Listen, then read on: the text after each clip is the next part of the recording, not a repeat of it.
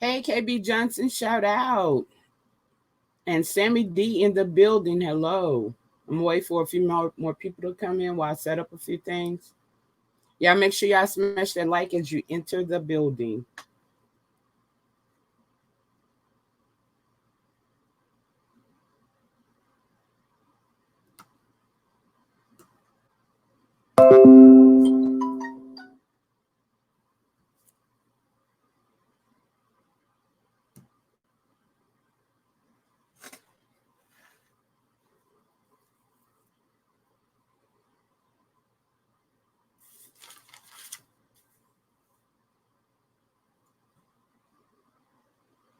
Thank you, thank you, thank you very much.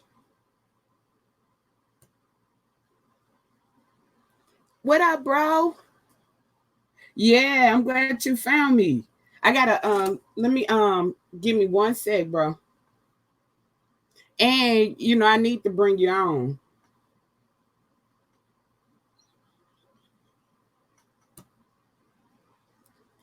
Mad Vibes in the building. Y'all make sure y'all subscribe to Mad Vibes. He's mad good and real deep at American history. The brother is from the Caribbean islands. He's from Jamaica, and he's got that knowledge. So make sure you subscribe to his channel as well. How you doing, Florida Fluoride? Hold tight, Vibes.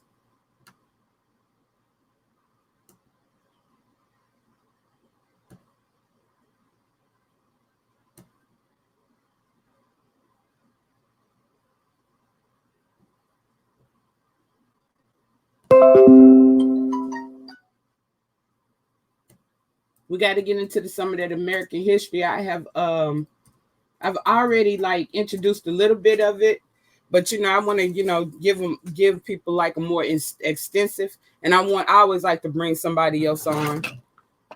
It's all about networking, teamwork, and working together. Yeah, that's my brother Mad Vibes in the building. We've been rocking for a minute. I love that brother. He's very supportive. Make sure you subscribe to his channel.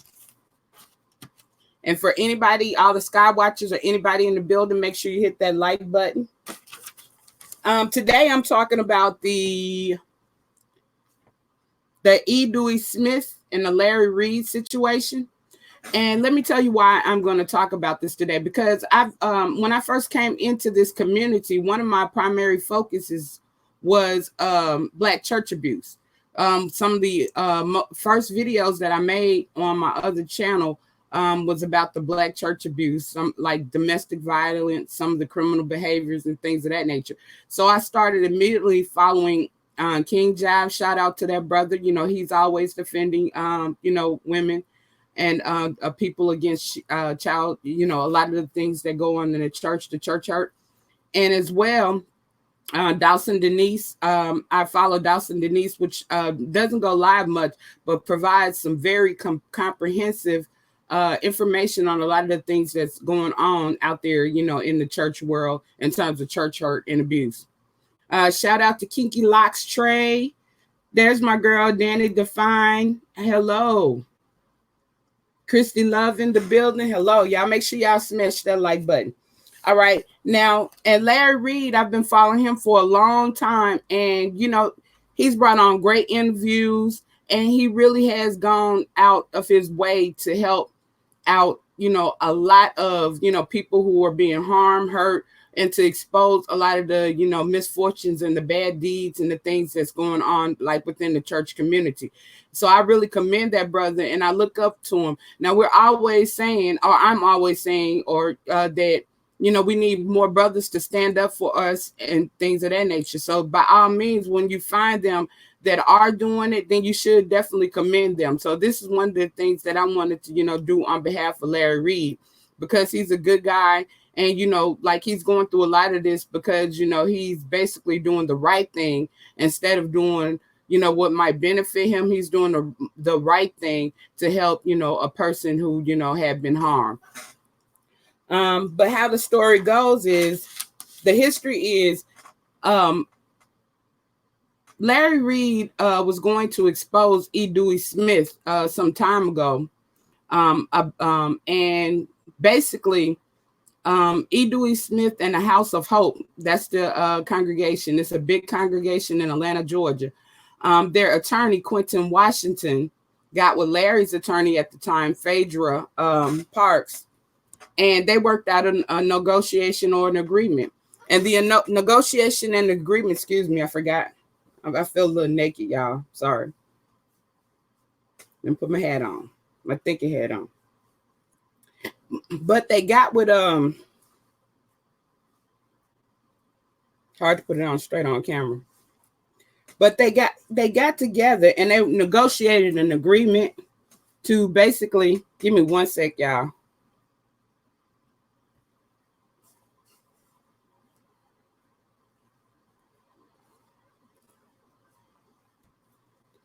They got together and they worked out an agreement agreement where Larry Reid was to become the media consultant for E. Dewey Smith to improve E. Dewey Smith's overall public view, or his public perception, or his the way the public viewed him.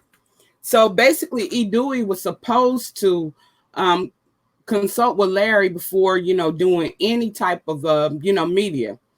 And basically E. Dewey broke the contract by like he made an appearance on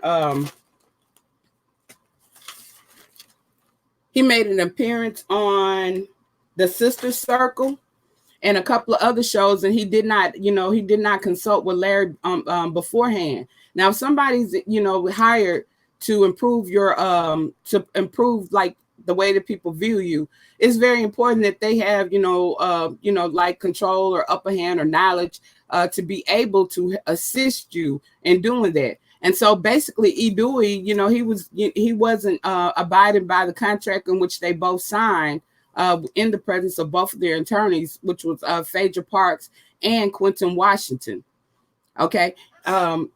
Quentin Washington. And basically the contract came about because it was stated allegedly that Pastor John Gray, who Larry Reid had also exposed for having extramarital affairs, met with E. Dewey Smith and was telling, and told E. Dewey Smith that he had a way to silence Larry Reid. And so basically behind the scenes, they negotiated and they came up with this plan to make Larry the media consultant. And it was only for the purpose of, silencing him by contract. Okay, so Larry, having all faith in his attorney, Phaedra Parks, did not, probably didn't, like we normally don't do. We don't properly read, our legal paperwork. He probably did not read all of his legal paperwork and signed it anyways. And he did not know that he was also, in the contract, there was he was not to discuss E. Dewey Smith in a negative way, nor House of Hope in a negative way, along with a whole list of other people in a negative way. So Larry Reid did not know or did not have knowledge that, he was signing away his rights to basically be able to speak out on these people or on these specific list of people. Okay. So, after Larry found out that E. Dewey was breaking the contract agreement, Larry then, he tried to consult with Phaedra, but at that time she was very busy, trying to get her peach for the Real Housewives of Atlanta. And so Larry then found his own contract, and he found in the contract where, he had been silenced. He couldn't speak against these people. So, basically at that time, he had a non-disclosure agreement on those specific people. Okay, so basically at that time, Larry decided that, that wasn't the agreement, that he didn't want to do that. And he wanted to back away from the contract. Plus, E. Dewey Smith had already breached the contract by not abiding or not, consulting with Larry before doing media appearances. media appearance. So Larry basically tried to, back away from the contract, back away from House of Hope, and back away, from the media consultant. However, somebody approached Larry, a victim approached Larry, and told Larry her story. And Larry basically came out and he did an interview with her, telling her story about how she had been raped by someone, a congregational member in the church. Okay, and so basically, Quentin Washington, along with DEWEYSMITH, basically at that time, what they wanted to do to silence Larry and to cover up this story was they placed a Quentin. First of all, Quentin was friends with the judge. He was good friends with the judge, and they put a they began to sue Larry. They began to sue Larry. So of course Larry wasn't trying to hear that, and he continued to tell the story. And then they placed him in contempt of court. Okay, now this all goes to show, like, these church mobs. A lot of times we think, like a church is not supposed to be a place. It's supposed to be a place to heal people's souls and not hurt people's souls. But unfortunately, these days, there's a lot of hurt going on in church with abuse, misuse of authority, spiritual, financial abuse. There's just a lot of different things going on. The emotional abuse, verbal abuse. There's all types of abuse going on within the churches as well. According to, if you look at history or historically, we're not in the church is not like the churches of the civil rights anymore. Back during the civil rights era, the church was the stronghold, for the fight. The church was our communication place. The church was the meeting place. The church was the, our form of communication. Not anymore. Because the church then, of course, any organization and anything that we do, we have to be careful about infiltration, and we have to be careful about, people coming in or being paid, to mislead us or to, derail or to, misguide us. And basically that's what's happening with a lot of the churches, because there was one time when churches weren't 501(c)s, and what 501(c)s are: nonprofit, government, nonprofit classification, tax-free. They're tax exempt, and they get a lot of benefits and tax write-offs on behalf of being a 501(c), as well as a lot of grants and different other things. So, there's benefits in being a 501(c), but also there are clauses and laws, just like the clauses and laws within Larry's contract, where, there's certain things that they can't speak about. They're not supposed to speak about politics, and other different things of that nature. And of course, like whenever you have an organization, just like, for instance, when you look at the Masonic order, the brotherhood or the sisterhood, basically in order to be one, you have to go through the church. And, you have to go through there, the church, pretty much. All the lodges and things like that are in a church. So when you're talking about organizational mafia-like ties or fraternity ties, or, like a bond, or, of secrets, that's where it is. Because, pretty much when you look at the Masonic order and the Masonic organization, they hold secrets and they help each other out, no matter how wrong or how right. How wrong they cover up for each other, no matter how wrong or how right. So, you have to think about, when you're thinking about the church, you're also thinking about the Masonic order. You're also thinking about a brotherhood, a fraternity. You're also looking at people keeping secrets, people helping cover up secrets, people helping bury things.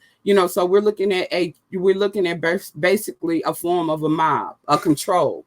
And it's not, like, it has not benefited us in society in terms of us, fighting to, get justices for ourselves, because in a lot of ways, they're also, like, paid, or they're also giving benefits to mislead us or, influence us. So basically, back to the story. Once the victim, and with her name, give me just one second. Octavia. Once the victim Octavia was once the victim Octavia told her story to Larry Reid, she began to get death threats by email, by mail. She began to get death threats. So she told Larry about these threats. So Larry told her that it was best for her to document them and to let higher authority know by going to the police. So it took her a minute, but she did. So, she went to the to the police. And if you'll give me just a moment, I'm going to actually read the article of her going to the police in detail. It was 3:31 p.m. Sunday when Octavia felt compelled enough to tell police in Georgia about a rape that occurred 4 years ago that she alleges officials at House of Hope Atlanta have been trying to cover up since they were told about it. Someone from the storied 15,000 member church led by Pastor DEWEYSMITH Jr., she told Cobb County Police Officer C.B. Neal, had left a threatening message in her mailbox. She found a small white piece of paper in her mailbox on September 1st that read, "Octavia, stop now or else 83019, Neal wrote in his report. The threat left in the mailbox on Friday came after the alleged rape victim, whom the Christian Post had chosen not to identify in this report beyond her first name for safety reasons, was interviewed by popular online media personality Larry Reid about the alleged sexual assault she endured. In that interview, Reid said Octavia told him she was drugged and raped. "I have a confession and the details of what happened, but they covered it up," Reid told CP about the allegations against the church. "There was rape that occurred, drugged and raped." According to Neal, Octavia believes the threatening messages was meant to keep her silent. Octavia believed this to be a threat in reference to her speaking to a blogger named Larry Reid about a rape that occurred 4 years ago, covered up by the organization House of Hope Atlanta, the report said. Reid posted the interview on his blog located on patreon.com website. Even after Octavia told Reid she did not give consent for the interview to be shared, it continued. Okay, and this came from the Christian Post. I'm going to post that link in the chat. And it also has a copy of the police report to Cobb County Police. Octavia did not respond to requests from Cobb County Police for an interview, but Reid told Cobb County Police she alleged that she was raped by a then staff member inside a home the church had helped her acquire during a vulnerable period of her life. Because according to what I heard, she was homeless and they placed her in a program. And, she had some kind of caregiver, case manager, or overseer while she was in that program. Okay. And following her interview with Reid, she's been receiving threats and is now too afraid to talk. Since the interview, and according to Octavia's lawyer employed by House of Hope. Now, did y'all hear that? Since the interview, and according to Octavia's lawyers employed by House of Hope Atlanta, have now attempted litigations against Reid and believes the note left in her mailbox is from someone within the organization who did not want Octavia interview made public. They are not threatening Octavia via this note in hopes to silence her, Neal wrote. In recent text messages to Reid after she was threatened, Octavia allegedly stated they made their point. She won't talk anymore. So they scared her and she was afraid to talk. "I know how much bigger this all is, but I'm not emotionally strong enough to keep it going. They made their point," she wrote. "My mom is begging me to let it go. I appreciate you bringing the light. There will be others, I'm sure. I'm passing the torch."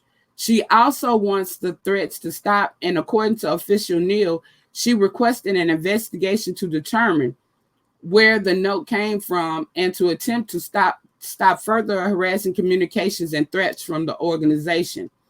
Ron Clemens, a House of Hope official and a church representative who's the only person authorized to speak to the press, did not immediately respond to the request for comment Thursday.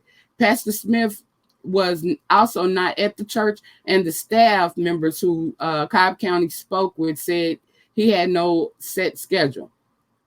Reid said even though lawyers representing the church have also tried to intimidate him, he is not afraid. He told Cobb County that Octavia told him that when she told church officials about the alleged rape, she was ambushed and pressured into signing legal agreements to keep her from discussing the alleged rape. He argued that the church has a history of using legal documents to keep negative information about the church and their leaders out of the press. He also admitted that last October, he too was tricked into signing a $10,000 agreement, which was the contract that we spoke about earlier. It effectively stopped him from reporting on a child Smith allegedly fathered out of wedlock. So that $10,000, that contract agreement was to keep him from airing out the child that he had out of wedlock. And then this situation came up after. This is the one that came up after. This was also alleged in a lawsuit filed in the Henry County Superior Court in March 2018 to establish paternity for the child and establish child support. It identifies the plaintiff and the defendant by their initials of SW and ES, which is DEWEYSMITH, respectively. Okay, when Cobb police began asking questions about the lawsuit in the summer of 2018, Tanya Mitchell Graham, the attorney on the record for the plaintiff, did not immediately respond to the request for comment.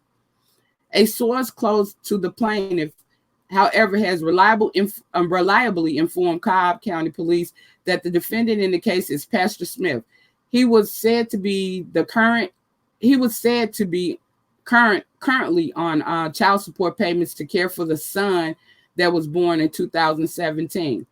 A clerk at the Henry County Superior Court in Georgia told Cobb County Police last summer that the case, which remains public record, was voluntarily dismissed by plaintiff on July 16, 2018, and suggests the plaintiff and defendant identified themselves by their initials for privacy.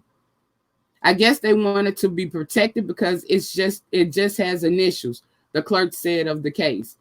When asked what the dismissal of the case meant on the court files, Cobb police source who spoke on the condition of anonymity said the case has been attracting too much attention in Henry County at the time, so the plaintiff, who is seeking more privacy, chose to move the matter to a different court.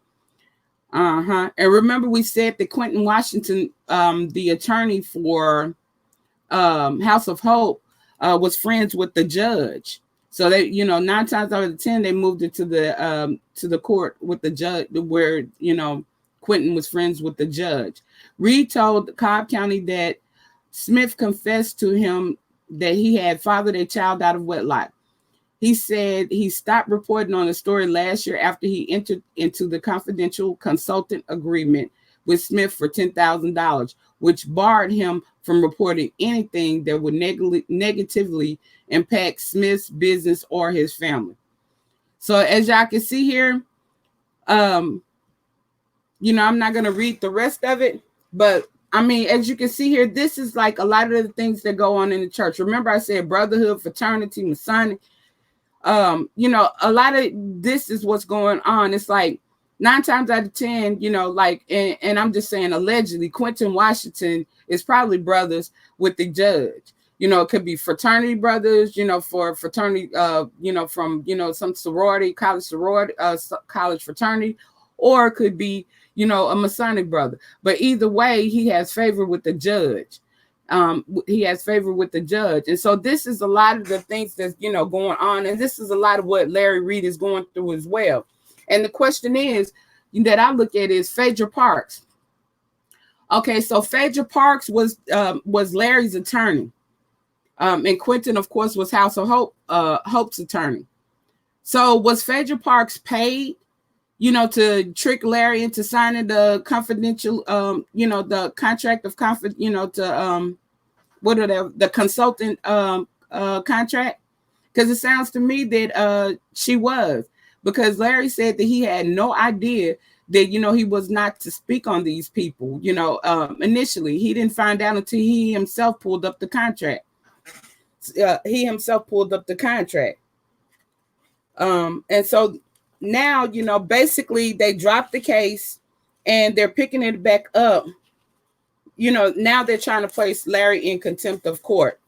So my reason for, bringing up the details and things of this story is because I wanted to expose like a lot of the things that goes on within the church, and the fact that this is not like, they're like, a lot of people want to say a business, but they're not necessarily just a business. They are a church fraternity, church mafia. They're organized in their crimes. They're organized in a lot of their things that they do. And as well, there's a lot of abuse going on. Like, he's fathering children, he fathered children. A lot of people are raped, molested, drugged. All kinds of things are going on within the church. And the church used to be our sanctuary for a place to help heal us and make us better and to strengthen us and to grow us as people. Now it has become like the detriment of our society, what's causing us like a lot of our harm, a lot of our generational curses. A lot of these things are coming, from within, the church. As well, like when you do find a person just like Larry Reid who speaks out, and, like, let's look at what Larry is doing here. Larry could just be quiet. He could have just kept that free $10,000. Because just look at it, basically he was, the $10,000 was for free. He could have just, continued to just get the little $10,000 and kept his mouth closed or whatever. But he decided to do the right thing on behalf of somebody who had been harmed. And so we have to commend that. And people like that deserve, our protection. They deserve, like us standing by them and standing up underneath them, because those church mafias, they already have an organized group of people. People, righteous people. We have to be the righteous people that stand by the righteous people. So I come online today to just basically say we need more YouTubers doing the story, telling this story, because Larry might not be able to talk about it, but we can, because it was already in the media. It's public record, but we can, and we can expose the fact, and we can stand by Larry, as well as, like if you can, feel free to donate to Larry. Because right now, he's going to need, financial support for, a better attorney. And I'd like to, shout out to Tasha K as well. Tasha K, Tasha K, basically, let me see how was it worded. Tasha K extended her legal team to Larry. I wanted to say it the right way. That's why I'm looking at my notes. I'm trying to make sure I use the correct wording and the correct term. Tasha K basically extended her legal team to Larry. So I like to say shout out to Tasha K. She didn't have to do that. She's also a YouTube blogger, and I commend her for that. And I just like Alex say, shout out to Conscious TV, because he was the one to put it on my mind and spirit. I listened to his commentary. He has a better breakdown than I did. I just want to do an overview. But if you want like all the little fine and big details, of course you want to go to Conscious TV. And Conscious TV also exposed the fact that the blogger William McCrae III, who originally broke the story, allegedly received some type of payout to silence or to not put the story in a negative light. So, the blogger who originally broke the story is William McCrae III is no longer really putting the story out. So we are our media.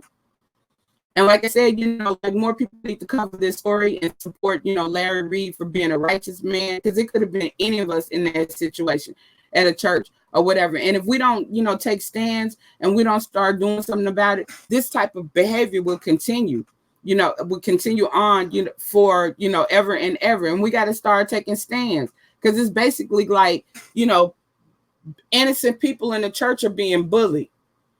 And that's pretty much all it is. And then, like I said, this same church behavior, like I've said in previous live streams, it dwindles on outside of that the church sanctuary out here into the real life, out here into our real families.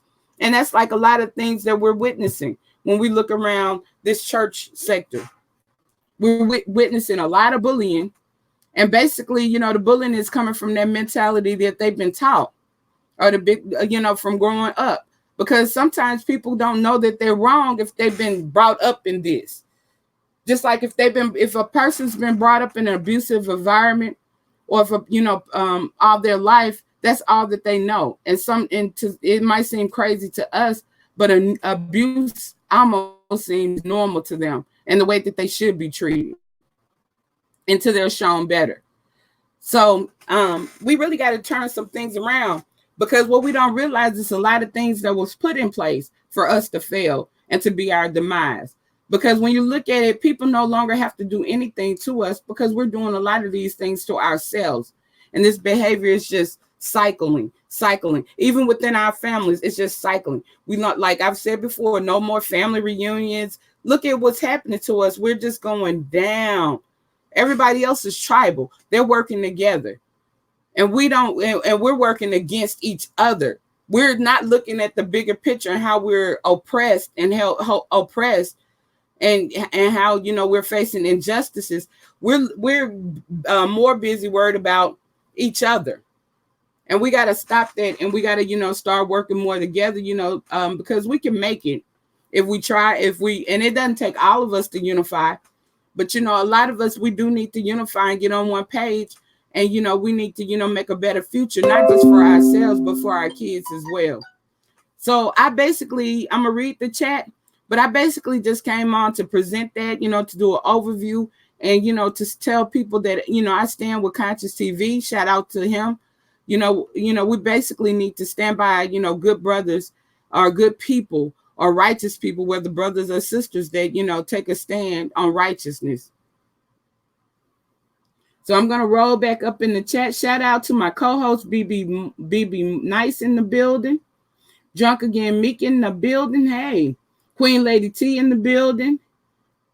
Retro Babe in the building. Nikki Blaine in the building. What's up? Deontay Barbarico in the building.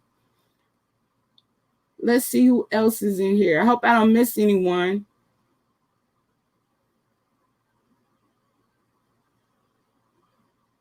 Jacqueline is in the building. Okay. Yes, Jacqueline said we need to have a group. We need to have a group of people who desires to do the right thing, regardless of the group we belong to. That's exactly right. And that's the problem. Like, we're too busy following a crowd instead of, like we all say that we believe in a higher being. We all say, whether you say God, whether you say Jesus, we all we say that we believe in a higher being, and yet we don't carry ourselves in that manner. We're not doing it. We're more busy trying to please man than we are trying to please ourselves or a higher being. So we got to look at that. A higher being is not going to cause harm. Righteous people are not going to cause harm to other people.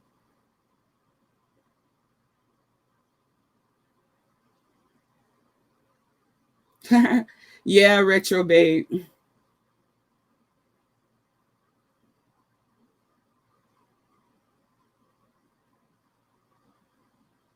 Thank you, Nikki Bland. Nikki Bland says she rides hard for me. Thank you.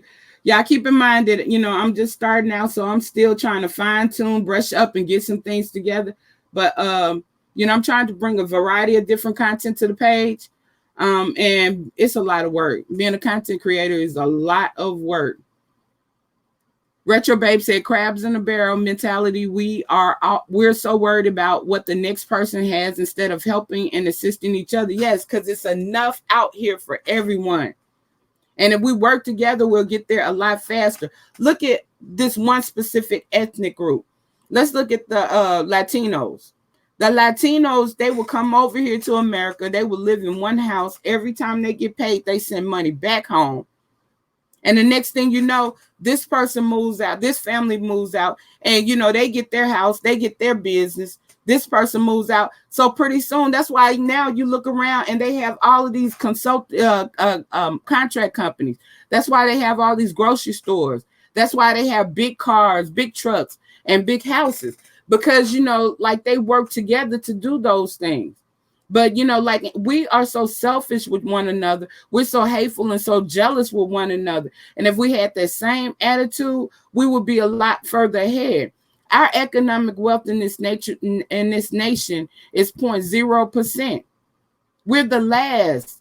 And so many people are mad at the Latinos because we're underneath them and blaming the Latinos, talk about they're coming over here getting our resources. But, you know, they're working together and they keep their mind focused on the future and what they need to do for themselves and for their next generation. And we need to do the same as well.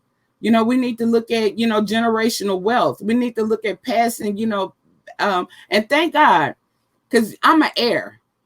I inherited, you know, I've inherited stuff. So, you know, I came into the world being an heir and, you know, like, and owning stuff, you know. So thank God, you know, my family, you know, carried that out. And I think there's a lot of, you know, families that do. But as a whole, we need to look at doing that. And then we need to stop selling, you know, our parents' stuff, because land, like especially land is the most valuable thing that you can have. And if your family, your parents purchased a home, you inherit that, keep that, fix it up, and keep it as as a family home. You know, don't, you know, like sell it for pennies on a dime, because that's real estate at the end of the day. You know, we have to start looking at like shea butter moisturizer. Like, not only did they sell that company for fractions of a penny, but if you look at the ingredients in a lot of those products, those are our indigenous herbal, medicinal, ancestral secrets. They're using like herbs and different things that our ancestors used. So they not only just sold the company, they also sold a lot of herbal secrets as well. Yeah, do not, like, my great-grandfather did not believe in taking out loans. No, indeed. He did not. First of all, he didn't believe in taking out loans, and he did not believe in putting his money in a bank. He didn't, you know, because he didn't. And he was rich. When he died, he was rich. I mean, we had to go, you know, money was buried all over the land. We probably still haven't found all the money that he had. And he was simple. He paid cash, and, you know, and he didn't go buy a whole lot of extravagant things. He had nice things, but I'm saying he wasn't materialistic to the point where, you know, like he was spending all his money, you know, trying to live up to this expectation or that expectation. He looked at investing, and then he looked at passing something on to us. And I'm very, very honored, you know, that he did. Okay, Retro Babe said they sure do. Indians too. They own all the corner stores and hotels. Yeah, because what we don't know, Retro Babe, is because everybody has an industry.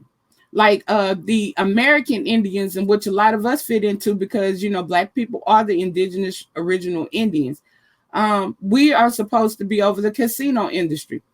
The Middle Easterners, they like basically have, you know, the corner stores and the gas stations.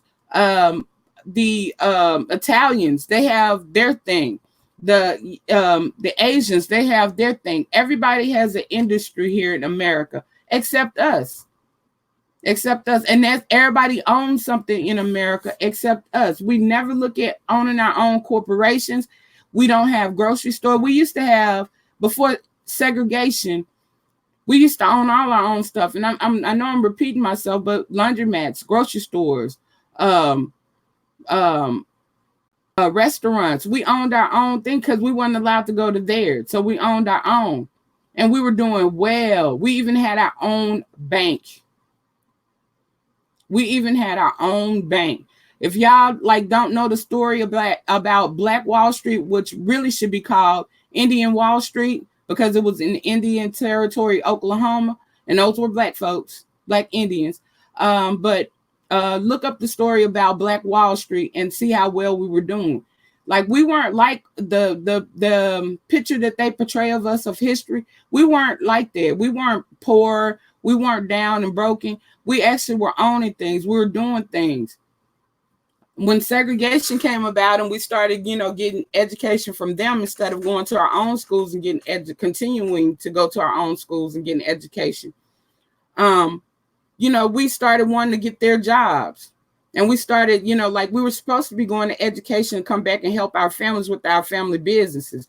Just like, for instance, my grandfather was a farmer and a peddler.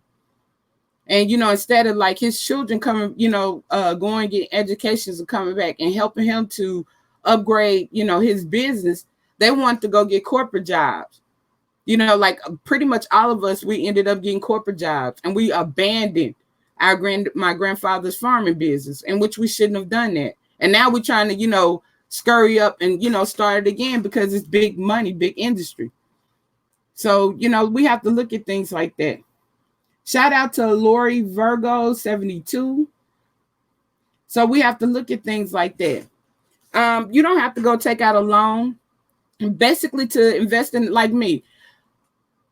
I'm upgrading my business and basically I've been buying equipment. I only have 2 more pieces of equipment to buy. And the 2 pieces of equipment I have are the most expensive. However, I am working on getting that. But I bought my equipment piece by piece. And, that's like sometimes that's all you got to look at. Start small and build big. Keep your overhead low. And therefore your income on your profit will be higher and you can make it. A lot of people, they want to start off all lavish. Oh, I want to be in this building. Even like hairstylists, who want to start their own shops. Look at how they do it. A lot of times, they're going to go, they want to buy a building. They got to, plush it out with all of this plush stuff. And their overhead is high. That means they're under stress from month to month on how they're going to pay back that loan and pay back those bills when they could have started small and they could have been secured and comfortable and knew that they were going to make it. And then gradually took their profit and improve, the building and improve things. So we got to just start being smart with our money, because they said that we're the number 1 consumers. If we're the number 1 consumers, we have plenty of money that roll through our hands. We just don't keep it in our hands because we do not own anything. And like we go pay $300 for Nikes. We go, look at me, but I get my stuff on sale though. I am going to say I got limitations. I like nice things, but I have limitations. But I just came on. Y'all support Larry Reid. Larry Reid, y'all make sure more people go research the story and tell the story, get it out there, in support of him for being a righteous man, for defending, a victim as well. Like if y'all follow him, make sure you go subscribe to him, follow him, and donate to a few dollars to his Cash App or to his PayPal or different things like that for his attorney fees and different things of that nature. And once again, I like to say shout out to Tasha K for basically lending him her legal team. And thank everybody for the love and support. Make sure you smash the like and share. And let me read this. Highlight Storm. I like that name too. That's very spiritual. I like that. Lightstorm said, I agree with you, Q. I am starting my homemade body products business and I feel pressure to buy all of the high-end things. Right. And see, therefore, like you got to leave yourself some room, some cushion, just in case some don't work out right. Because you also see bigger corporations and bigger businesses, they watch the economy. They know that everything is not in our hands. It's in the state of the economy. And when, things are hard or we're in a depression, people aren't only going to buy what they need. Therefore, if you have a product or your product is something that's not necessary, they're not going to, during a depression or you're not going to get a lot of business. But, you're still going to owe those bills if you have all them loans and different things like that.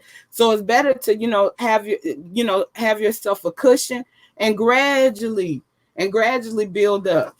And then, then you'll be able to actually not have stress.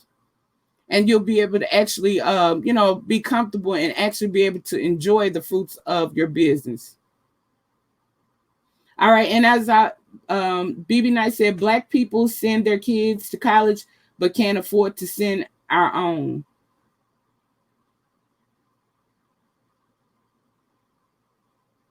What you mean, BB? Yeah, shout out to BB. She's my Women Empowerment Wednesday co-host and panel member, and she's also the panel member for the L Word panel. But yeah, and this is like, and it's so easy, y'all. Like, just like on YouTube. Let me just break down the business of YouTube and what I'm doing. I'm not in a rush because look, check this out. Okay, like haste makes waste. Rushing.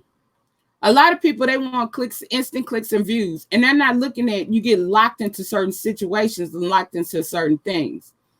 All right, now, if you look at a lot of the most successful YouTubers, the ones with 1 million subscribers, and you look at, they're not in this sector. They're not covering drama. They're covering things on a higher level.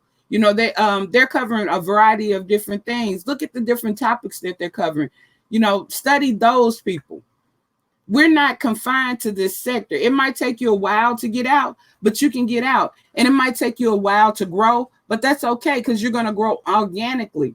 And the more organically that you grow, you'll stay there. You'll stay there. But if you're like, if you're rushing it on tips and tricks, you're going to go up, you're going to go down. You're going to go up, you're going to go down. No, you got to look at the quality, just like you look at the quality of your returning customers or the quality of your customers, the quality of your audience. I'd rather have audience that are interested in what I'm saying than to have audience just, like over for a minute or whatever, for whatever reason. So, those are some things to look at. In business, we have to think smart and not rush, but, like be very strategic about how you set up your business and different things of that nature. And that's anything. That's right, Retro Babe. Take your time. That's right. Take your time. It's going to come. It'll come. And you're not confined. You're not confined to this one sector. It might take you a while to get out once you're in, but you can get out.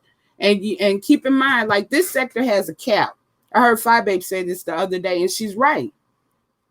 This sector has a cap. You're only going to grow so big in this sector. Okay, now you're not going to get 1 million viewers in this sector. That's just not going to happen.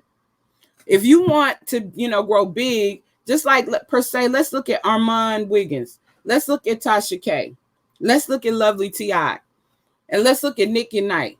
They're not necessarily in this beefing sector. However, they have the greatest numbers. And then look at, there are people bigger than them. They have even greater numbers. So like, don't limit yourself to just this one sector. Don't limit don't feel pressured like I got to hurry up and do it. And don't compare yourself to other YouTubers.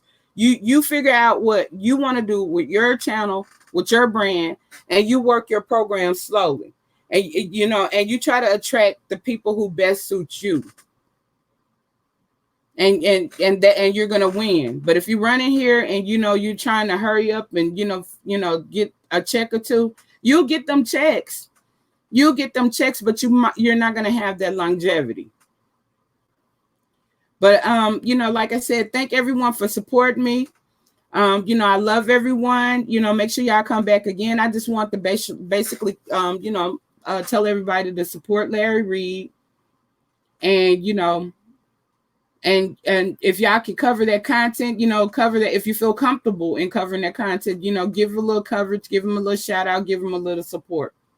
But love of everyone, and until next time, I will see you, and peace.